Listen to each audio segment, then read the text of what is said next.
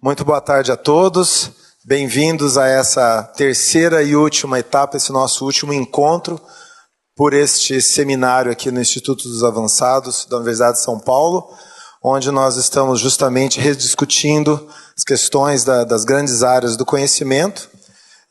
Eu gostaria de agradecer o apoio deste instituto, do seu diretor, Paulo Saldiva, do seu vice-diretor, professor Guilherme Plonsky, aos funcionários do EA, em nome da Sandra, que eu cumprimento todos os demais funcionários.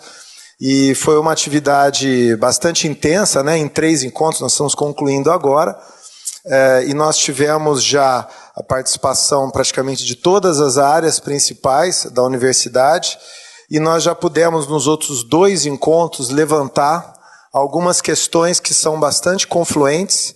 A primeira delas, claro, o problema de ter critério único na avaliação das mais diversas áreas da carreira acadêmica dentro da universidade, que justamente prejudica o desenvolvimento dos cursos, dos departamentos, e também uma necessária valorização dos saberes profissionais, os ditos saberes prático-poéticos. Na universidade, esses saberes talvez estejam no momento um tanto negligenciados. Inclusive, nós tivemos testemunho de vários grandes profissionais e que valorizaram, inclusive até com isso também a necessidade da universidade abraçar também os mestrados profissionais de modo mais efetivo. Foi também uma unanimidade entre os colegas que aqui estiveram a importância do manifesto de Leiden, que é um manifesto internacional que critica alguns critérios redutivos de sintometria e também que a gente deva discutir melhor a questão dos rankings das universidades. As universidades muitas vezes são avaliados por rankings internacionais que às vezes, inclusive, são até administrados por jornalistas, por jornais distantes da própria vida acadêmica e, portanto, não dão conta da diversidade das atividades organizadas e realizadas dentro da universidade. Então, essa discussão da universidade ficar refém, às vezes, desse ranking, e esses rankings serem critérios, às vezes, forçosos, até por conta da pressão da imprensa, que vai influenciar uma gestão universitária. Então, isso tudo foi colocado por vários colegas aqui nas 2 edições anteriores. Nós tivemos também um encontro muito fecundo por conta de vários artistas que participaram do primeiro e do segundo encontro, que já vai combinar com um workshop estratégico, conceito de pesquisa em artes, uma discussão conceitual, porque os colegas viram que nós estamos tratando de modo redutivo o que é a pesquisa na área das artes. Precisamos ampliar, quer dizer, há uma valorização da pesquisa teórica, e está um pouco incompleta, digamos assim, falta um desenvolvimento mais diferenciado do que seria a pesquisa atrelada à produção artística, por assim dizer. Esse encontro vai ser no próximo dia 6 de novembro, às 10 horas, no auditório do CO, na sala do CO, onde vamos reunir os diversos artistas, sob liderança do pró-reitor, professor Silvio Canuto, que é pró-reitor de pesquisa, e esse workshop estratégia, de uma certa maneira, já é filho desse nosso seminário aqui pelo EA. Então, os colegas salientaram, de vários colegas das ciências da natureza, inclusive, mesmo nas pesquisas empírico-matemático-teóricas, há uma variedade, por exemplo, é muito diferente o trabalho do matemático, do trabalho do físico, e às vezes acabam entrando todos numa mesma medida de ciência. Os estudos culturais, que são justamente a pesquisa, que contemplam uma pesquisa mais teórica, eles não estão sendo evidentemente diferenciados como deveriam das questões da arte, que a arte justamente implica numa pesquisa empírico-poético-prática, que é diferenciada. E aí, o que os colegas levantaram também, que vai ser tema do nosso próximo workshop, que já sai um pouco dessa esfera, porque aqui é mais geral o debate, mas só adiantando essa questão das artes, que vai reunir esses colegas, é que nós estamos tratando justamente da indexação e a sua possibilidade de ela ser mais diversificada, porque até aqui nas artes você vai indexar essa produção de pesquisa por meio de periódicos, geralmente atrelados a assuntos culturais, e o objeto em si da arte, que é a obra de arte, a sua interpretação e execução, acaba sendo, digamos, preterido. Então, nós temos que descobrir dentro das artes formas de indexar essa produção para que seja valorizado. Assim como, por exemplo, estava conversando agora com o professor Hugo Torinho, né, nosso colega da Escola de Educação Física e Esporte de Ribeirão Preto. Por exemplo, nós temos a questão da patente. Tem um tipo de pesquisa científica que gera a patente. A obra de arte em si ela tem que ter um reconhecimento similar do que seria a patente, digamos assim, que é um outro produto diferenciado do periódico científico, né? Então eu vou iniciar hoje, nós vamos ter 4 convidados, nós tivemos um convidado que não veio, eu talvez gostaria de convidar o professor Eduardo Monteiro, você gostaria de compor a mesa aqui? Seria uma honra aqui para nós, o diretor da Escola de Comunicações e Artes, meu colega lá de longa data, para ele sentar então. Obrigado, professor.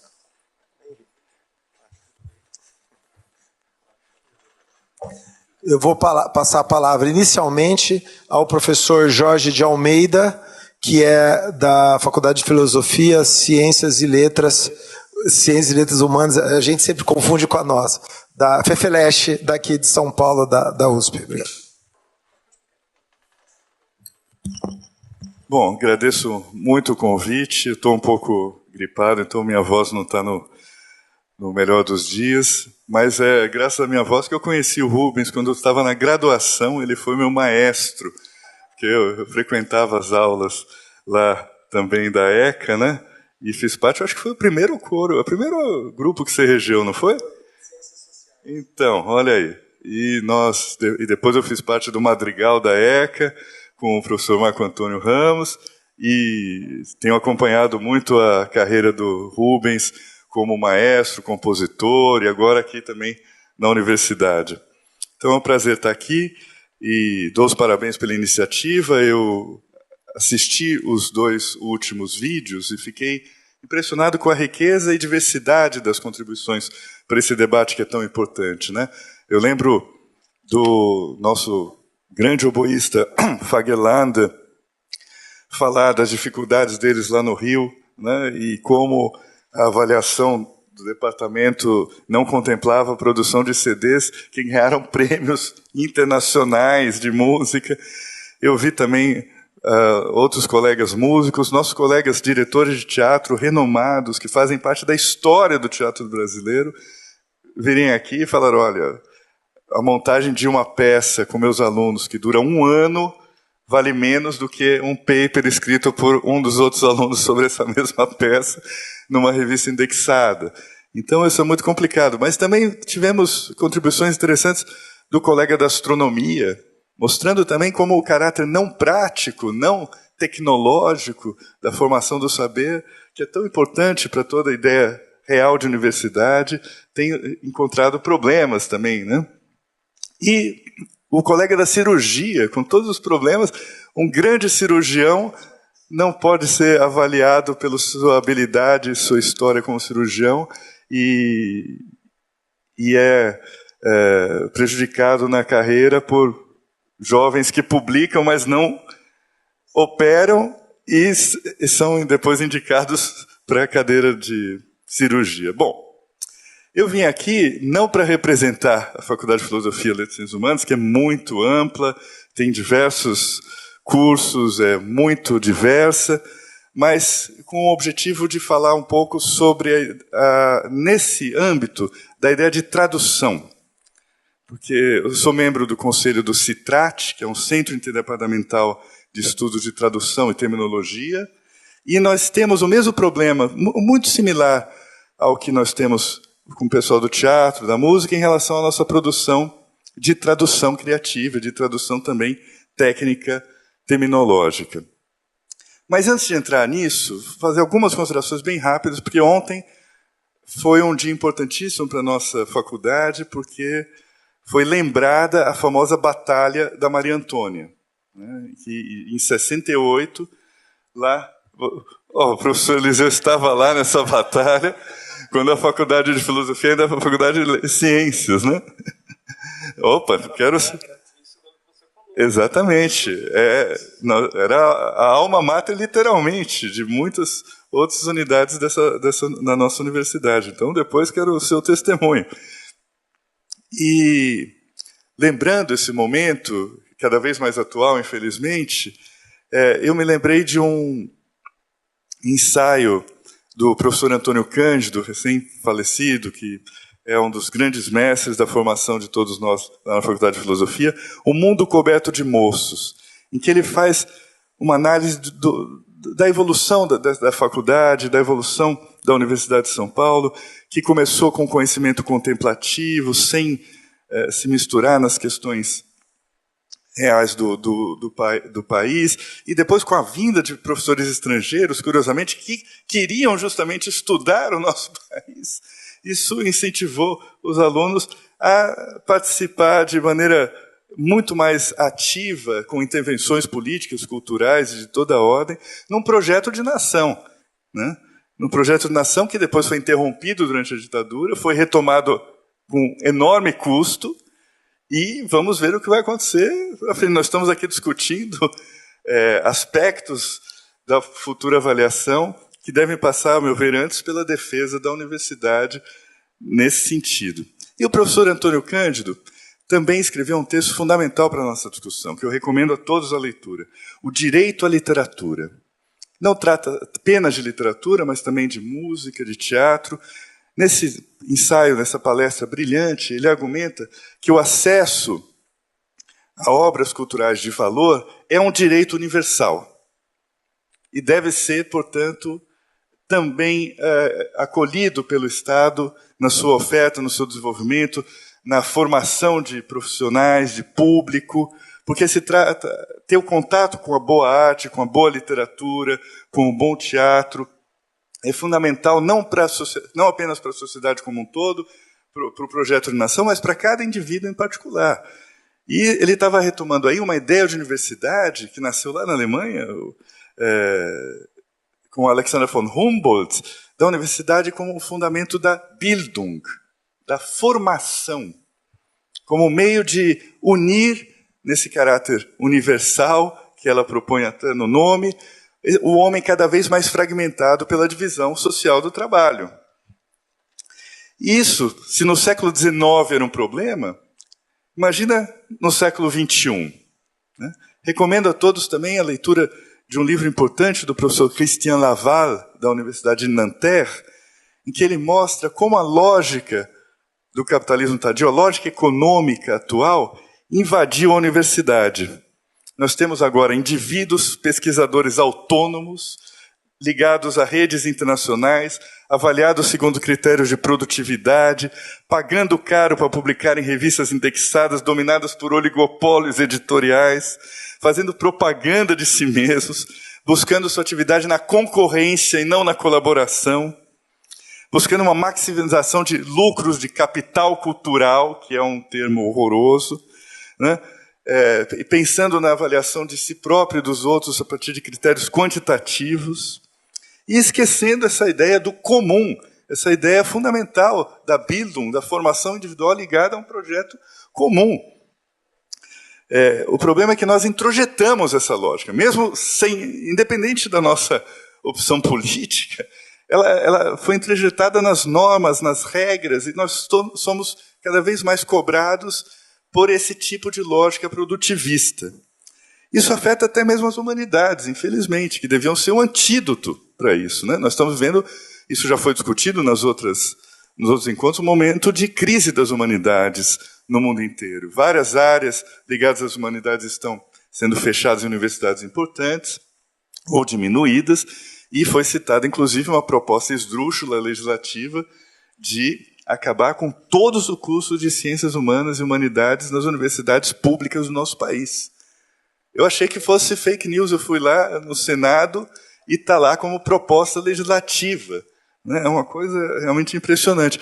E assistindo ao debate dos candidatos a governador, essa semana, quando perguntado sobre a função da universidade pública, todos eles, com exceção de 2, não vou aqui fazer propaganda deles, mas atenção a eles, porque foram os únicos que não caíram nessa visão da ênfase na universidade como polo tecnológico ligado à formação para o mercado. A palavra polo tecnológico é onipresente. E foi falado de disfunção, de dispêndio, de falta de recursos, um discurso completamente alheio a necessidades reais da universidade, ao papel que as universidades paulistas, as 3 universidades paulistas, no caso dos governadores, têm na configuração da pesquisa, da ciência, da educação, da cultura, em todos os âmbitos no nosso Estado e no nosso país. E a contribuição do nosso país para o mundo, inclusive, passa em grande parte por essas universidades. Então, voltando aqui ao nosso tema, e entrando já na discussão com o Rubens, sobre a valorização de formações não teóricas, mas prático-poéticas. Né? Eu acho que, para polemizar um pouquinho com o que você disse em outras ocasiões, nos outros encontros, eu acho que, mesmo na teoria, há 2 concepções diferentes. Né? Uma teoria tradicional, que se baseia na quantificação, na busca de resultados universais, objetivos e necessários, na formulação do método científico, e uma outra teoria que foi chamada na Alemanha de Kritische Theorie, né, de teoria crítica, que nasce, dialoga com essa visão tradicional de teoria, mas busca criticar os seus próprios pressupostos, entender a prática da teoria e da ciência em contextos culturais e sociais, fazer mais perguntas, buscar mais perguntas do que necessariamente encontrar respostas. Buscar perguntas é essencial também, do ponto de vista teórico. Né? E, nesse sentido, toda teoria não dá para separar tanto assim arte, ciência, teoria e prática como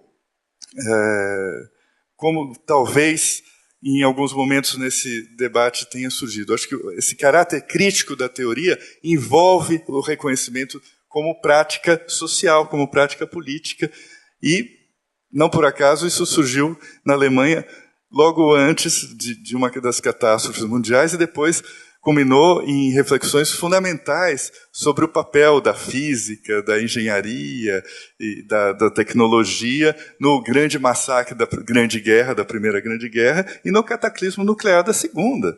Então, lembra a peça do Dürrenmatt, Os Físicos, né? Ou do Brecht, A Vida de Galileu, justamente mostrando como os físicos contemporâneos e Galileu já tinham de lidar com questões éticas, políticas, históricas muito importantes. E outra questão é a divisão entre estudos culturais e poieses. Eu não acho também que, pelo menos na minha faculdade, isso não ocorre tanto. Né? Sim, porque nós temos disciplinas de estudos culturais, mas nas disciplinas de estudos culturais há uma atenção muito grande ao aspecto formal das obras, a crítica do valor estético, da história de cada gênero literário, artístico. Então, e, por outro lado, quem trabalha só na criação também, inevitavelmente, tem de lidar com aspectos culturais, da recepção, da produção e tudo mais. Bom, dito tudo isso, para começar, vou ao caso específico que nos interessa do ponto de vista prático e também teórico, que é a questão da interpretação. Da tradução. Né? Sempre houve uma intensa atividade de professores da universidade no âmbito da tradução. Não apenas da tradução literária, mas também da tradução científica.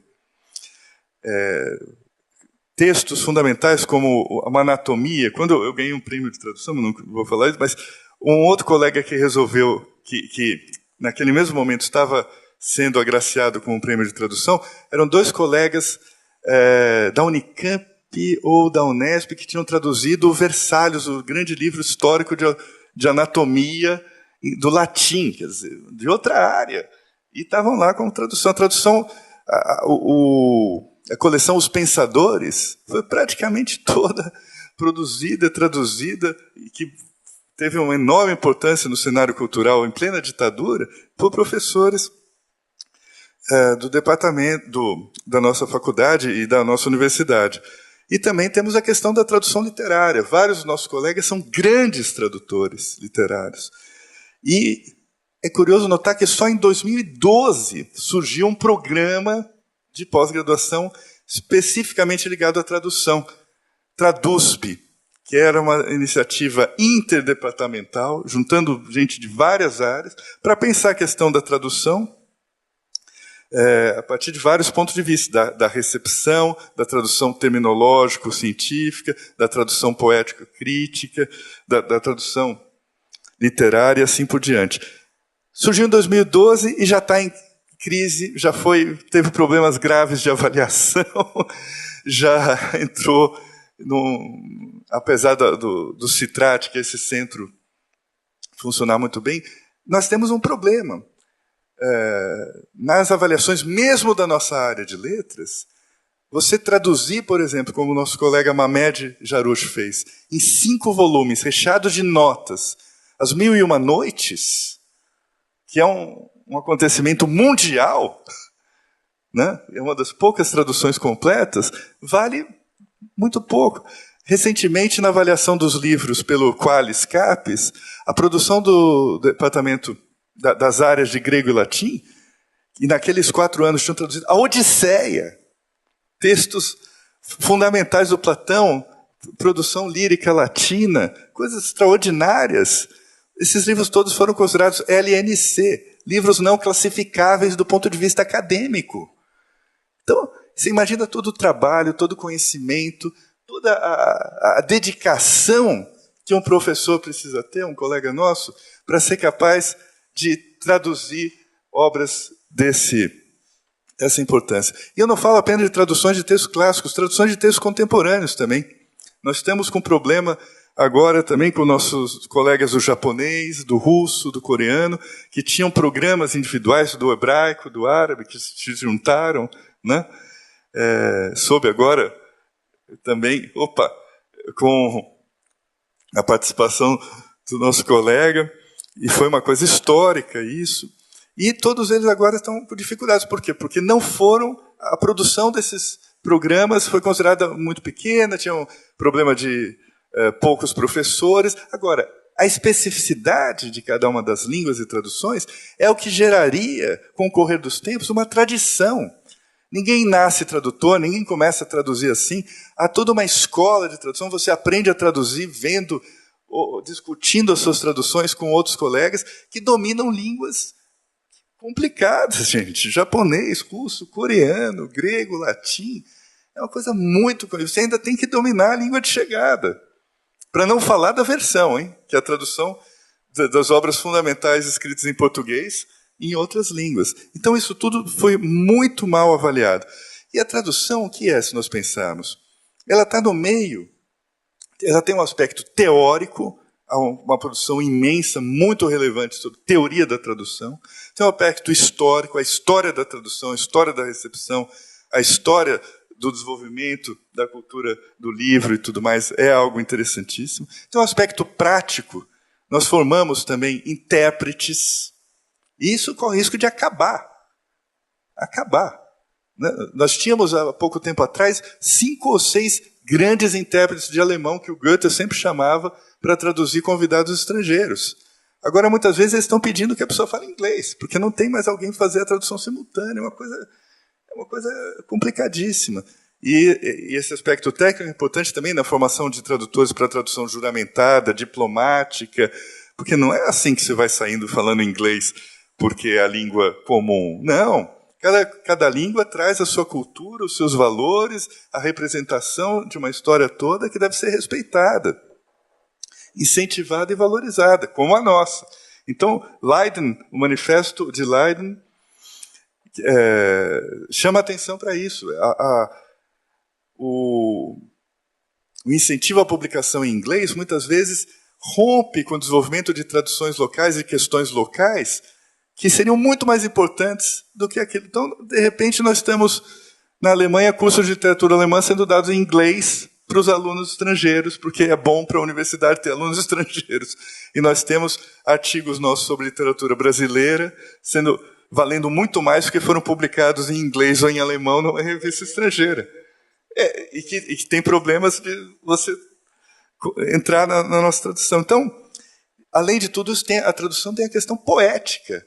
Para você traduzir um texto literário, você precisa ser artista também, você precisa dominar formas de expressão muito complexas. Então, não é algo simples.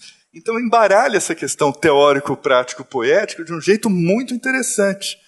Então, minha fala aqui vem no sentido de nós aproveitarmos esse espírito da tradução, que é tão relevante, para que ele pare sobre as nossas tentativas aqui de traduzir as nossas várias áreas, a música, a contabilidade, a educação física, a economia, a astronomia, a medicina, em relação uns aos outros. Né? Porque quem faz isso dá uma enorme contribuição para a cultura como um todo. Eu dou uma aula sobre o ensaio como forma, em que eu mostro a importância de grandes ensaístas em várias áreas. Por exemplo, Stephen Jay Gould, na área da biologia. Oliver Sacks, na área de neurologia.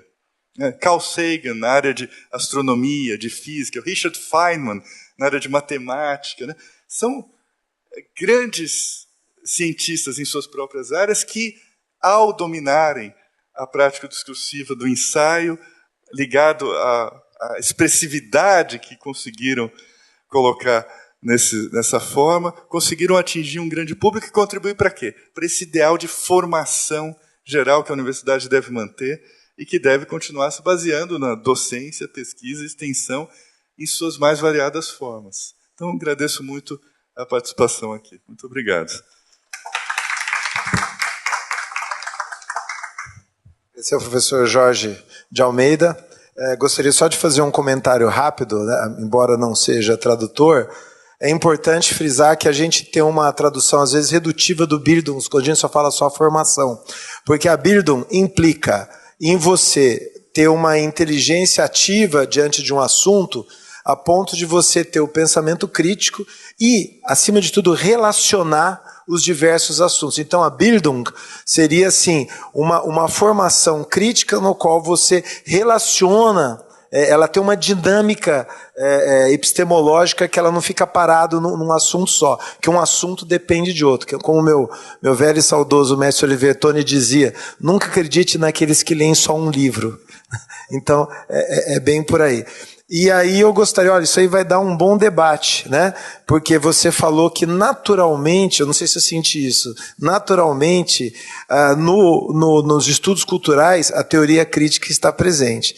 Aí você desculpa um pouco, eu acho que justamente nós vivemos um momento, assim como Heidegger falava do esquecimento do ser, como uma tese central da obra dele, nós que somos artistas, a gente sente na pele o esquecimento da poiesis. Poiesis não existe mais. E os estudos culturais estão eliminando a poiesis. Nós fizemos um levantamento de diversos cursos de letra, não tem uma vez a palavra arte, poética, literária. Eles estão desprovidos. De vocês, sim, mas a gente olhou em termos nacionais. Então, existe um debate que talvez a gente possa fazer, sem dúvida, justamente da Kritische Theorie, né, da teoria crítica, que é esse pensamento dinâmico e um certo culturalismo, e a gente inclusive chamou no nosso grupo de culturalismo nihilista, o relativismo nihilista, que acha que tudo é bem cultural, que tudo se resume na cultura, e aí você não entende a diferença daquilo que está a moral datada, condenada à obsolescência, e uma revelação artística que transcende seu tempo.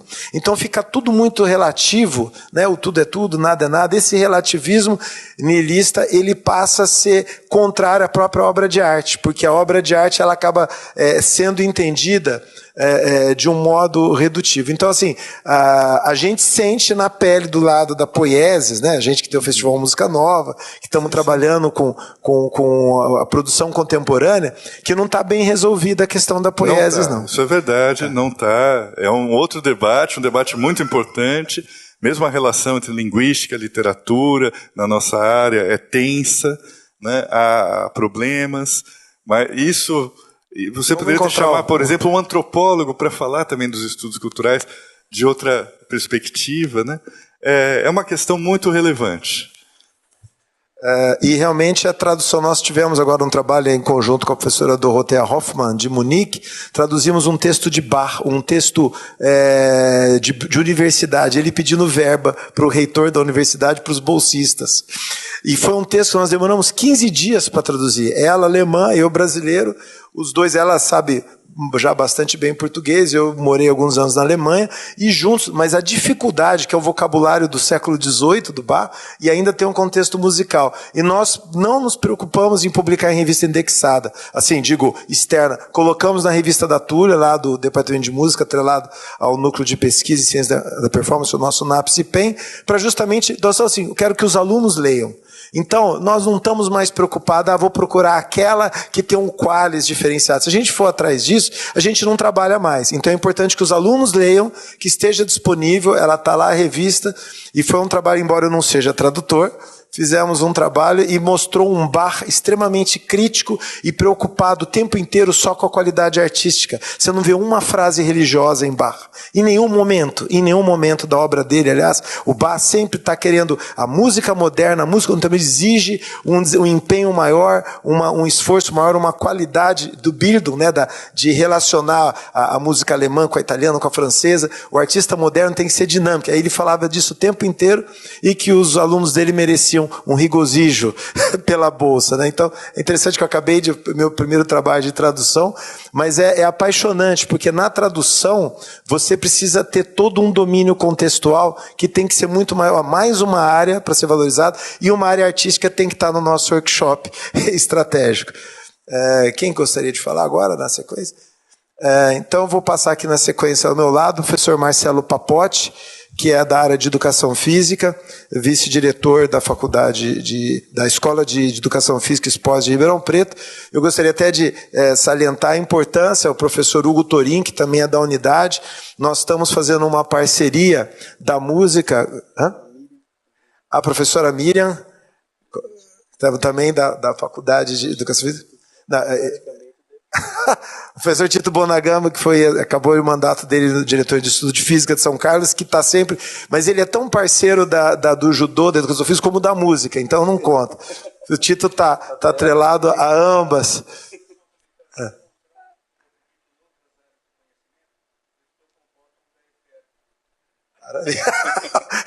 Maravilha. E nós já tivemos também no primeiro encontro a professora Ana Zimmermann, que é da nossa co-irmã paulistana da educação física daqui, que inclusive a gente está vendo como a educação física e a música especificamente são grandes caminhos para a formação das crianças. Nós temos essa vocação natural de formar no Bildung, né, as nossas crianças, mais do que nenhuma outra área do conhecimento, que você não pode ensinar filosofia de Nietzsche para uma criança de 8 anos, mas ele pode tocar um concerto de Mozart brilhantemente.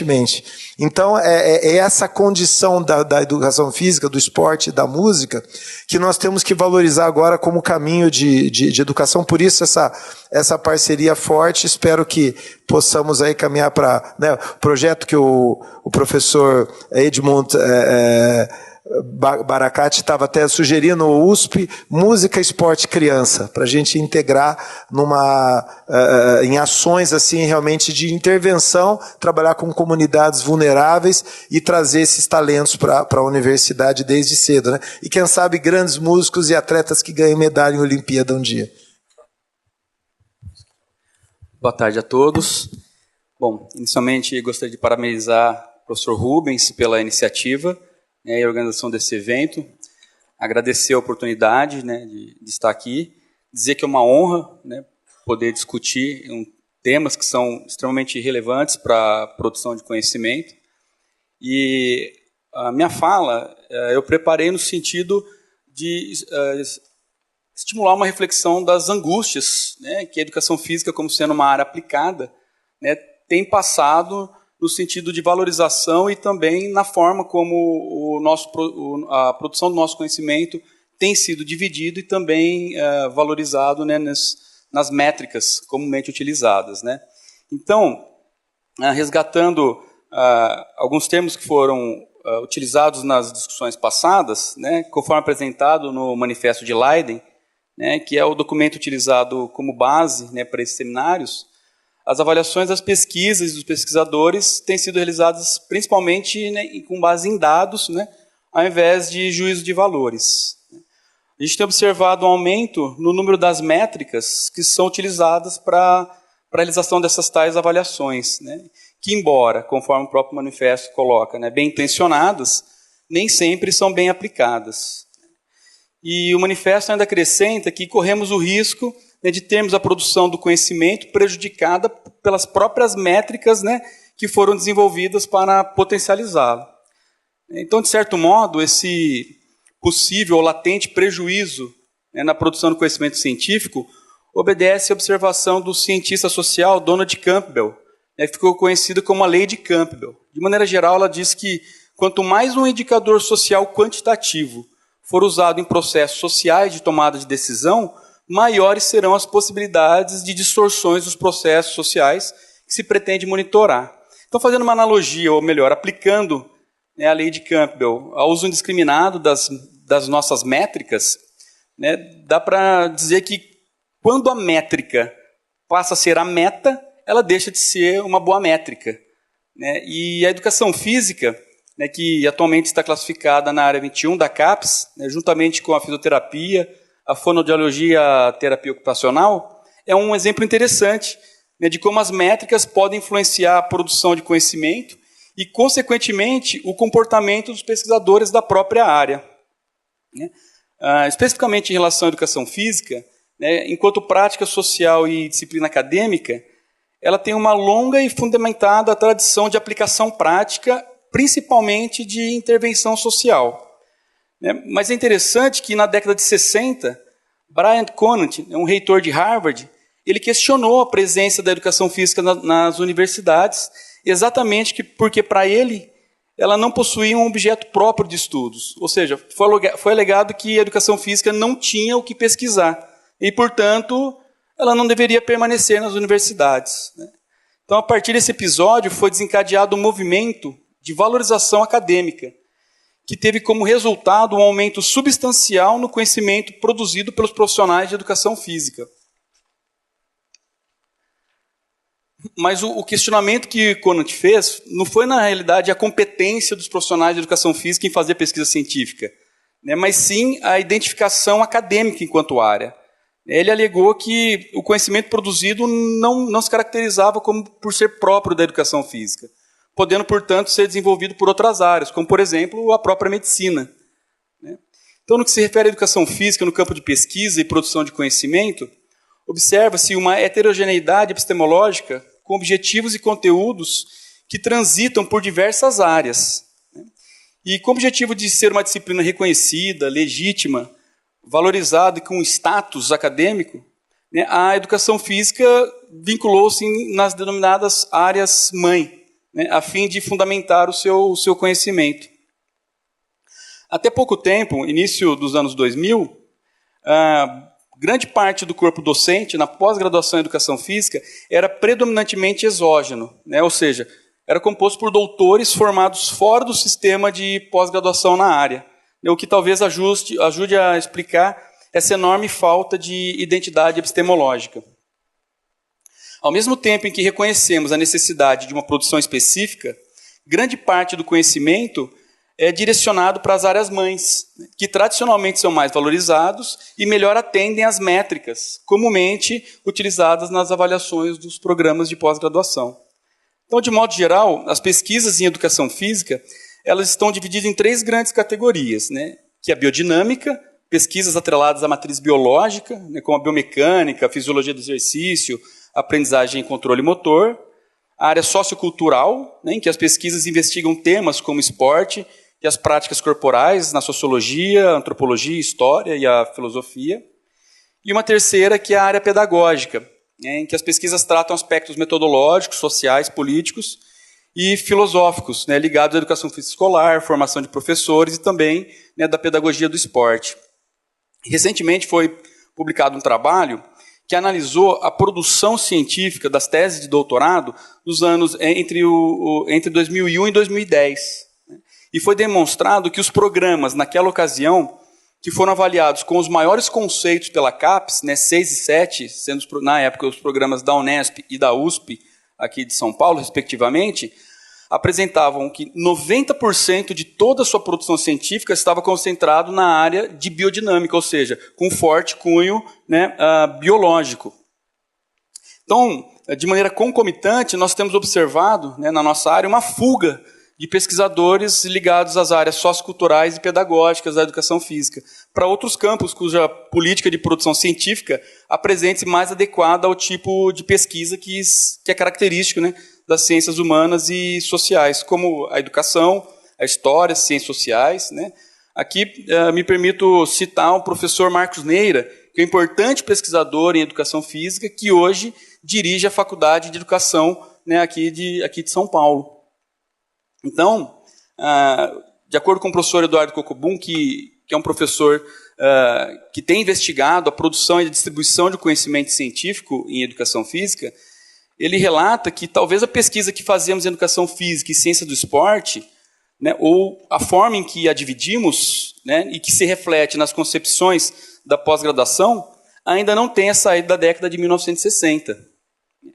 O mesmo professor ainda relata que, se for decidido que para permanecer nas universidades, a educação física, assim como outras áreas aplicadas, deve fazer pesquisa básica, ela corre o risco de acabar das universidades. Em concordância, o professor Gotani, estudioso da área, também aqui da nossa co-irmã, da educação física aqui de São Paulo, ele coloca que os conhecimentos básicos que foram produzidos pelas sub-áreas da educação física não promoveram nenhuma mudança no modo de atuação prática dos profissionais, que teoricamente seriam os consumidores desse conhecimento. Então, embora reconheçamos a necessidade e relevância da inter e multidisciplinaridade, resistimos às interferências que outras áreas exercem sobre o modo como o conhecimento da educação física é produzido e tem sido valorizado. O que caracteriza, portanto, um contexto bastante paradoxal. Ironicamente, podemos assumir, entre aspas, que a pesquisa relevante ainda é somente aquela realizada dentro dos preceitos do rigor científico. A pesquisa de boa qualidade sempre é aquela melhor resolvida teórica e metodologicamente. O impacto que nos importa parece ser mais o impacto do Journal of Citation do que o impacto social. Mas o mesmo manifesto de Leiden, ele traz que a pesquisa que avança as fronteiras do conhecimento acadêmico difere da pesquisa que é focada em proporcionar soluções para os problemas da sociedade.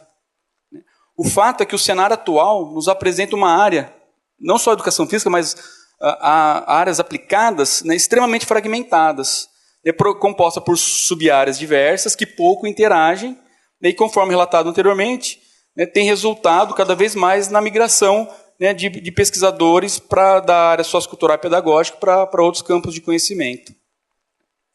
Então, embora existam pesquisadores que defendem a identidade epistemológica da educação física, e outros que são totalmente contra, inclusive de sua própria existência, se admitirmos essa segunda premissa, a gente perde totalmente o sentido de aglutinação por área. Então, não precisaria existir a área em que se encontra a educação física, por exemplo.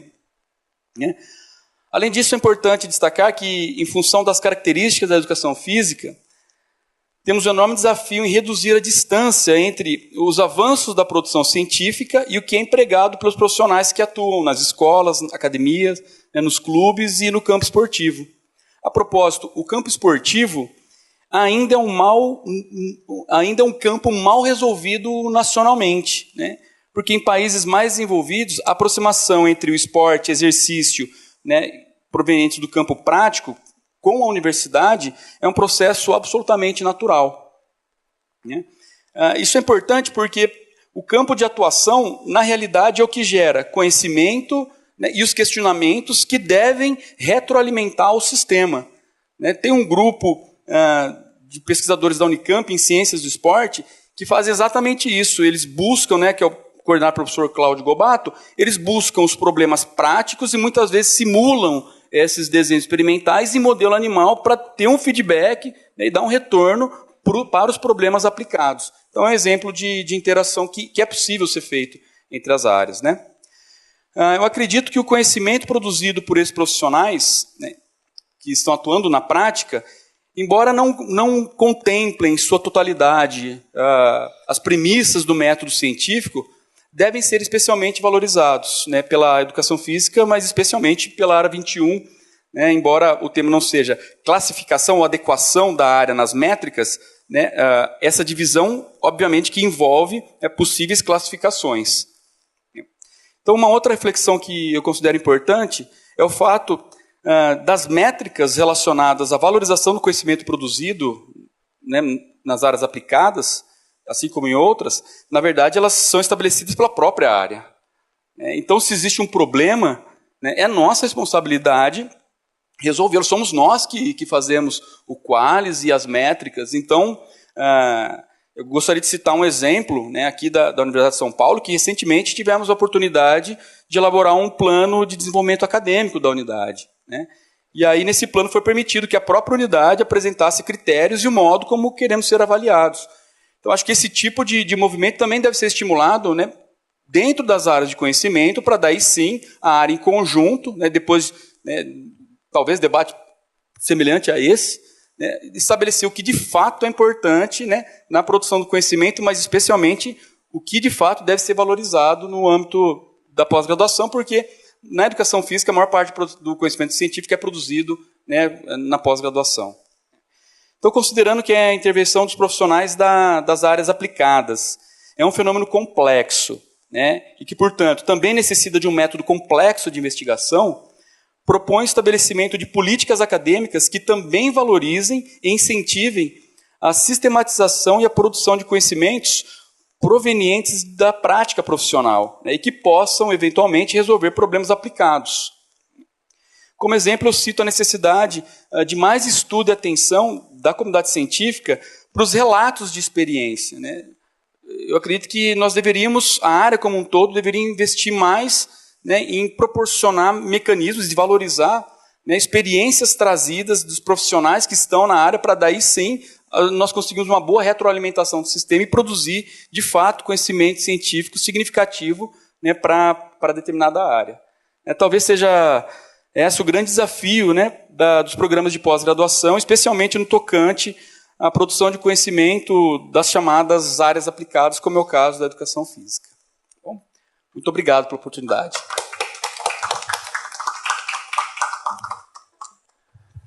Obrigado, professor Marcelo Papote, da Escola de Educação Física e Esportes de Ribeirão Preto.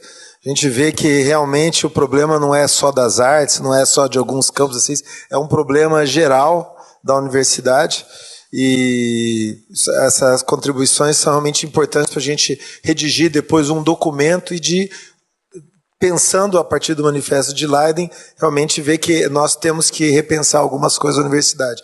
E, infelizmente, o professor Marco Antônio Zago, que tinha confirmado presença, talvez pelo novo cargo assumido, não tenha conseguido vir hoje, mas justamente o que eu queria perguntar para ele é isso, que essa nova proposta de missão do departamento de missão da unidade já é uma mudança de perspectiva muito importante. E nós, por exemplo, nosso departamento em Ribeirão Preto de música, concentramos já um espírito de diferença, de algo novo, porque nós estamos dizendo qual é a missão do departamento. Então, essa produção de conhecimento vindo de baixo para cima, porque nós vamos saber melhor no que vai ser importante para ser avaliado depois, é um caminho realmente importante. Esperamos que isso realmente seja valorizado, que a gente possa ter, né, não sei se em 5, 3, 2 anos, porque estabelecer um determinado número de anos para fazer as coisas, a vida às vezes é mais dinâmica, né? Eu me lembro na República Democrática Alemã, que vivia-se em função do plano quinquenal. E aí, quando chegava no quarto ano, a realidade já tinha mudado, eles já não conseguiam mais. Então, a grande piada era assim, mas vamos cumprir o plano. Então, quer dizer, nós temos que combinar com a realidade, né? A gente tem que ser um pouco mais assim dinâmico, epistemologicamente, mais da crítica teoria, da teoria crítica, para a gente não ficar refém de regras que a gente colocou, porque aí fica a rigidez sem rigor. Né? Nós temos que buscar o rigor e não a rigidez. Aliás, os grandes sistemas de pós-graduação no Brasil muitas vezes pecam por isso. Acham que com a rigidez resolvem os problemas, mas esquecem do rigor. A grande ciência é feita com rigor. Né?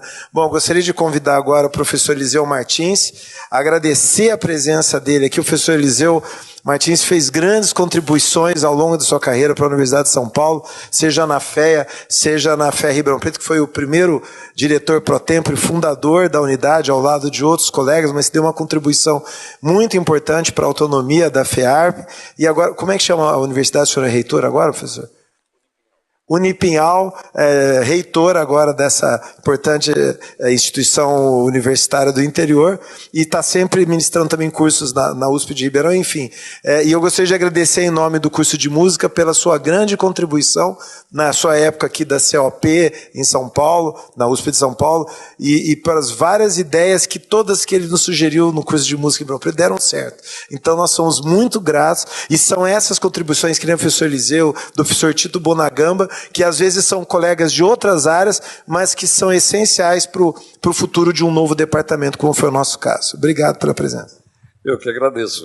O senhor Rubens já deu para ver por que eu estou aqui, né? Mas tem mais um outro ponto que ele não comentou, né?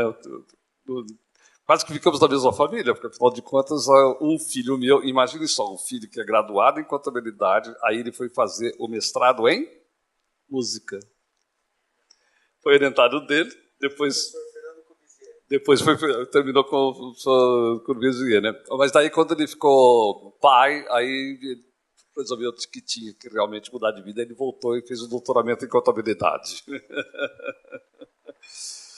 São vários relacionamentos. Muito obrigado pelo convite. Eu, obviamente, me sinto aqui um pouco assim, já fora, né, do meu ambiente normal. Eu sou desta área da contabilidade, que é um negócio, às vezes, um pouco... Você falou da classificação, né, da sua área. Sabe onde que está a minha? Contabilidade é turismo. Tem tudo a ver. O que vocês acham? É tudo a ver. Elas como elas, não tem mais o que, né? Você falou a dificuldade de entender que pudesse ser uma área de pesquisa.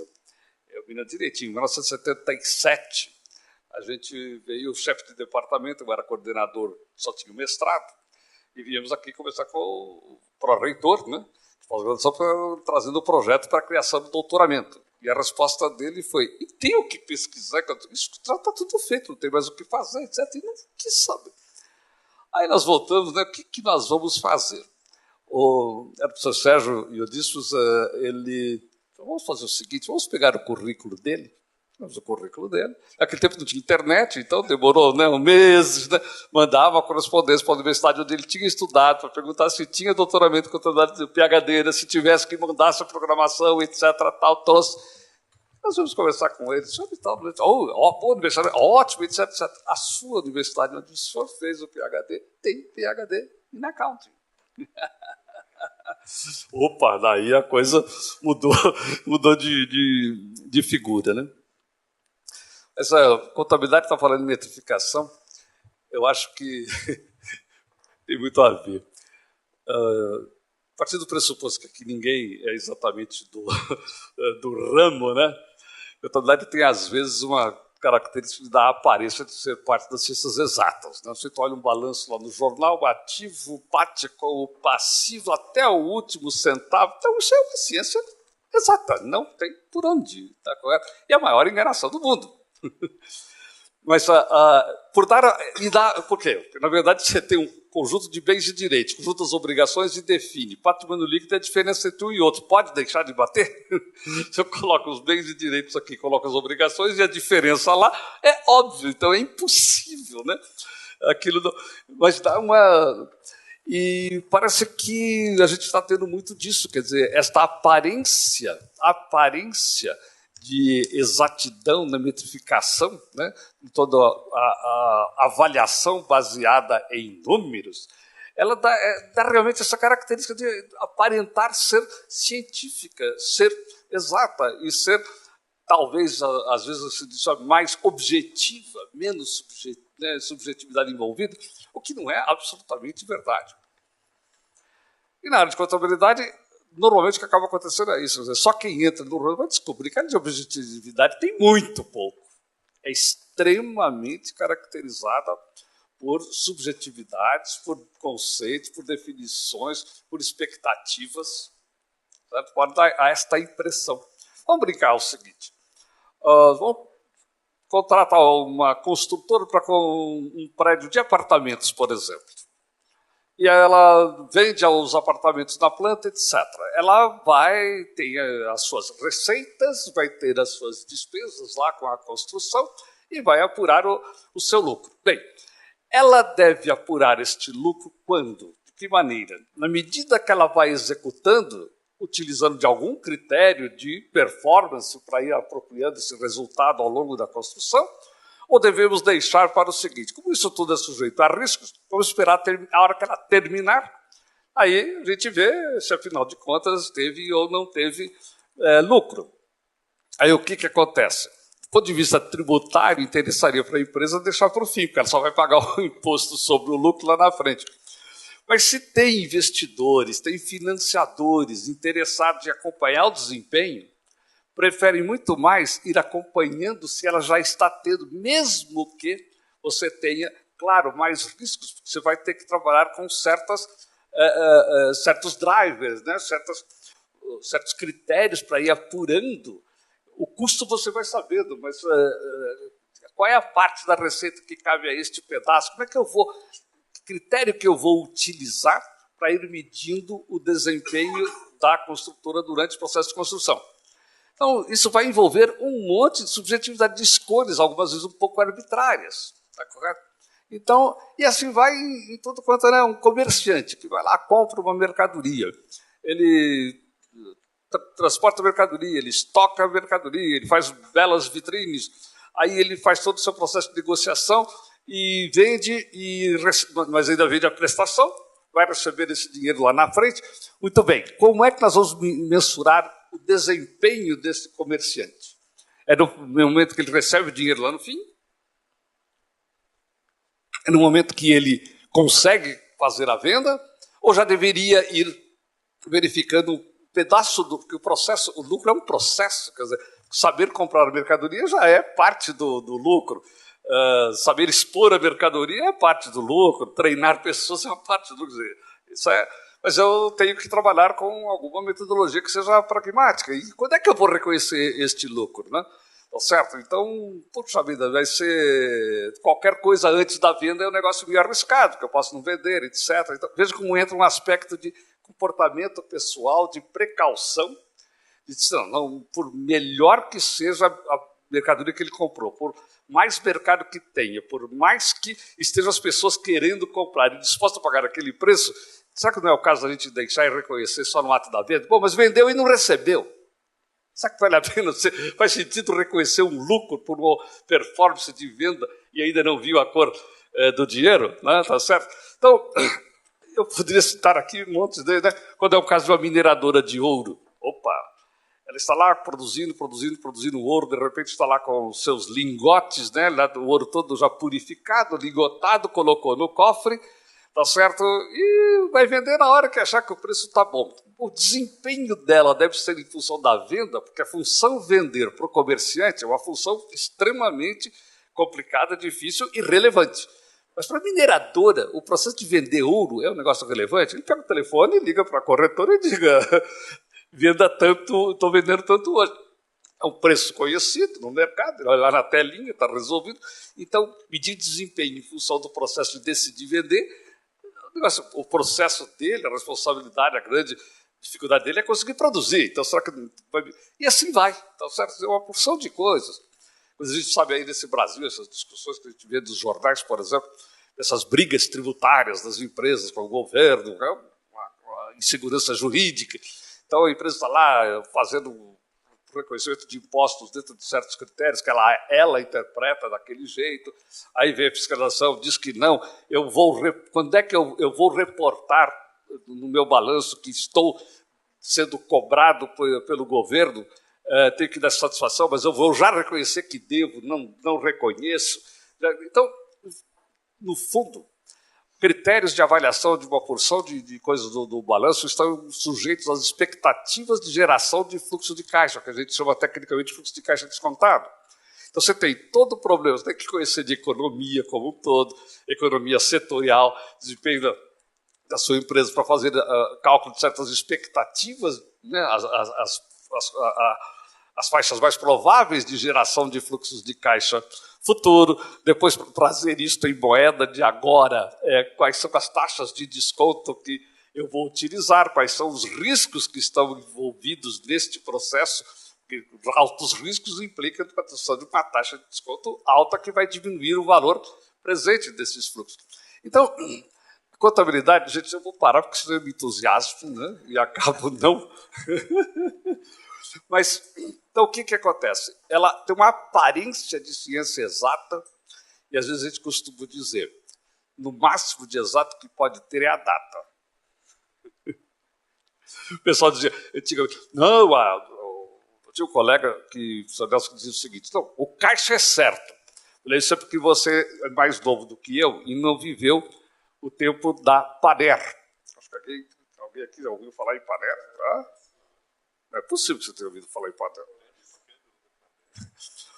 A Panair quebrou e tinha lá no caixa, no balanço, um dinheirão. Como que quebra tem esse dinheirão? Tinha auditoria, não, eu contei o caixa. Bom, depois descobriram. Os auditores iam lá em Manaus, contavam, e os caixas ficavam muito distribuídos nas lojas, os bancos não tinham essa facilidade hoje, contava todo o dinheiro que tinha lá em Manaus. Aí ia para Belém. Os auditores iam, os passageiros, o dinheiro ia na bagagem.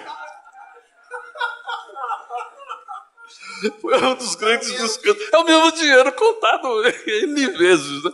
Falei, então não dá nem o caixa, não dá para dizer que está certo.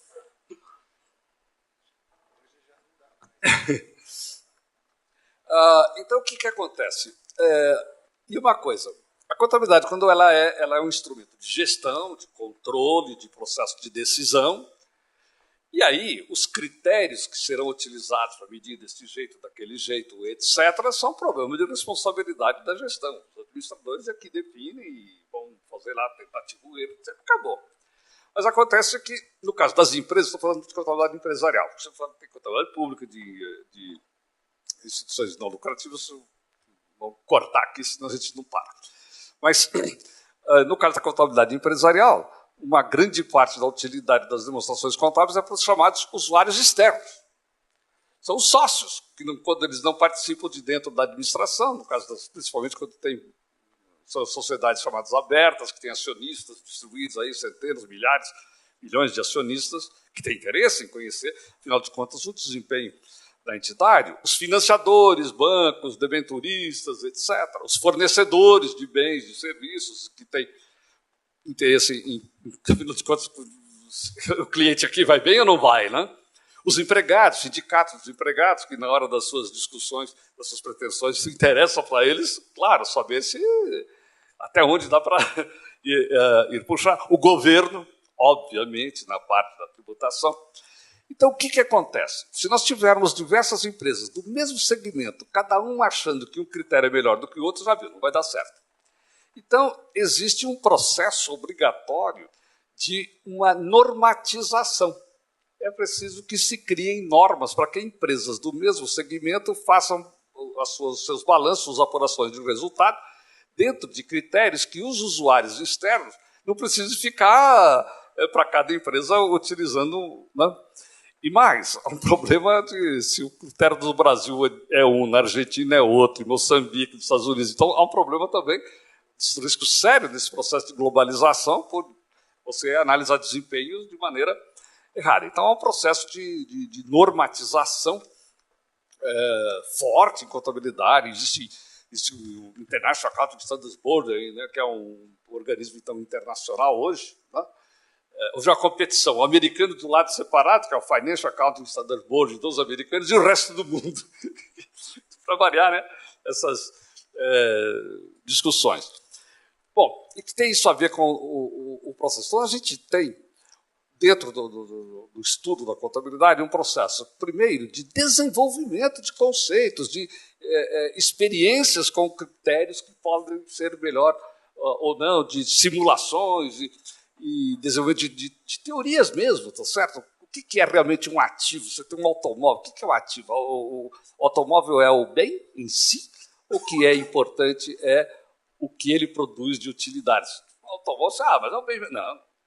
Quando você vai numa máquina, aí fica mais claro. A máquina em si não é o que interessa é a capacidade dela produzir, a expectativa do que ela é capaz de gerar, que dinheiro que ela produz para entrar e o que ela vai gastar para fazer esta produção.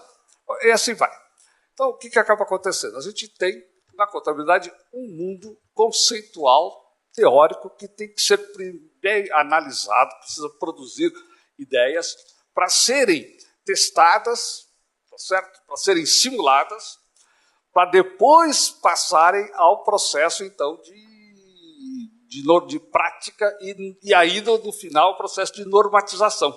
Para daí serem aplicadas, e qualquer um que é da área, quando pega lá os balanços, ou do Banco do Brasil, Petrobras, seja lá de quem for, ele rapidamente vai detectar e avaliar o desempenho da empresa, porque ele sabe quais são todos os critérios subjacentes àquelas demonstrações.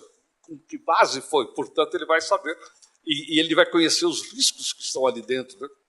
O balanço de uma seguradora tem um nível de riscos, o balanço de um botequim que vende, compra e vende tudo à vista, o balanço dele é outra coisa, o balanço de um banco, com seus recebíveis, com seus riscos de inadimplência, tem outros tipos de risco. Então, nós temos aí um processo de desenvolvimento dessa parte teórica e depois, o que acontecia?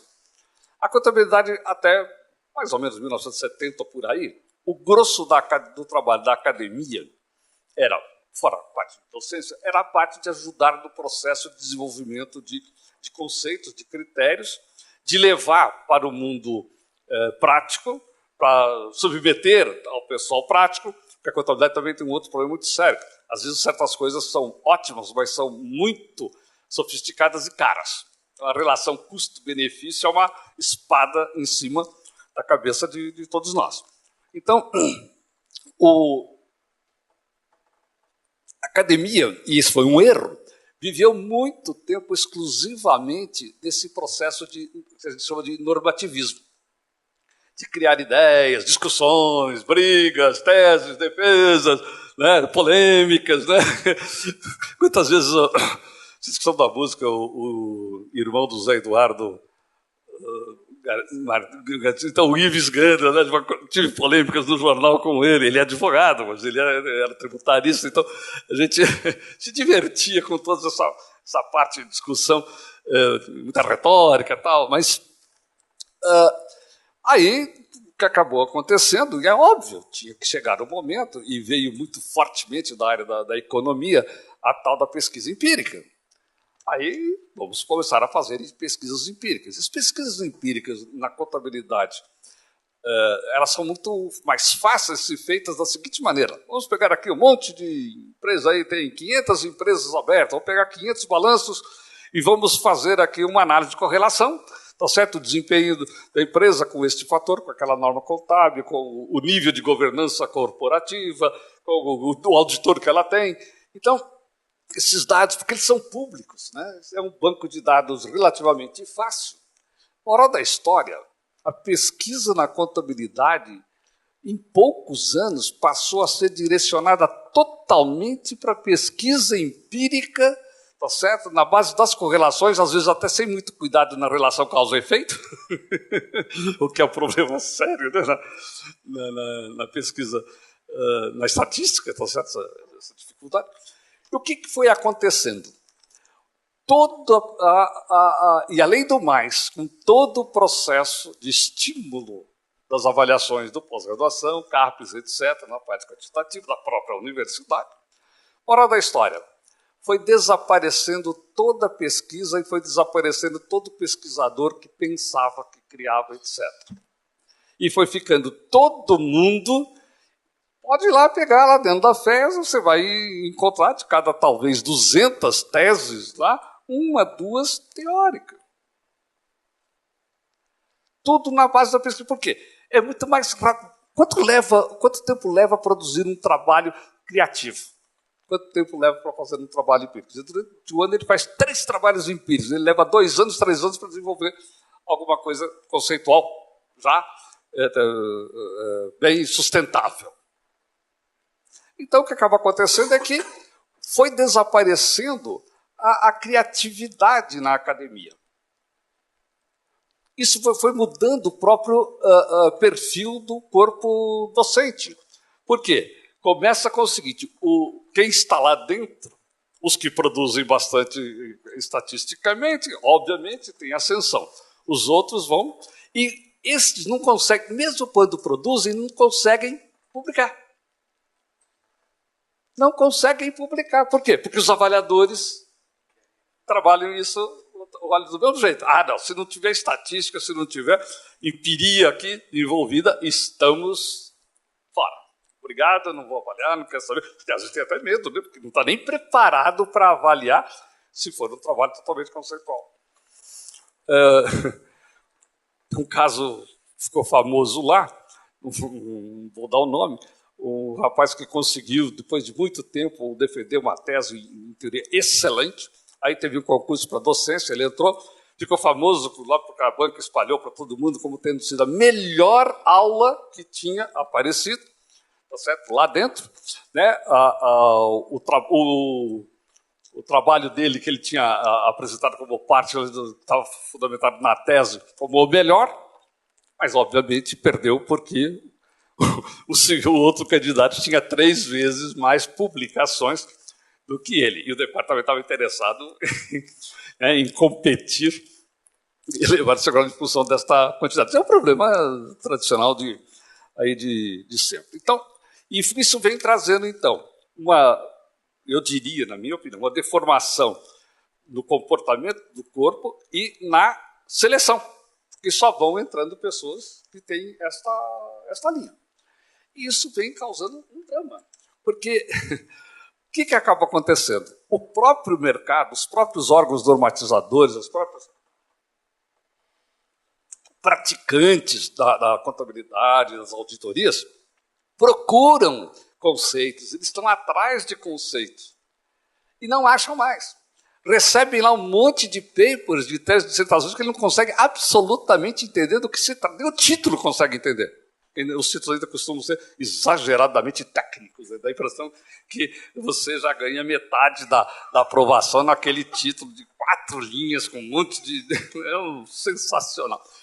Então, eu digo que a gente está acontecendo um mundo... Eu escrevi até um editorial para a nossa própria revista, aí saiu, dizendo que a inversão de papéis. A gente, às vezes, discute muito mais teoria hoje nos órgãos normatizadores, junto ao pessoal, os practitioners mesmo, do que na academia.